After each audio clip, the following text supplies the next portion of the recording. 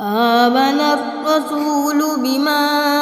أنزل إليه من ربه والمؤمنون كل آمن بالله وملائكته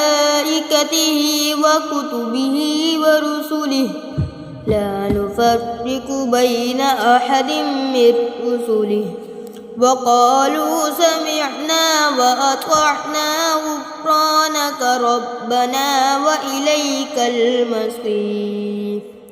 لا يكلف الله نفسا إلا وسعها لها ما كسبت وعليها ما اكتسبت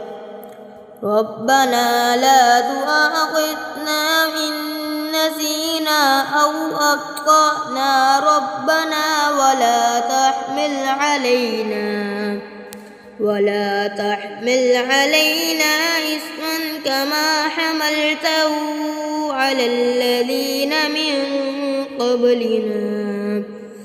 ربنا ولا تحملنا ما لا طاقة لنا به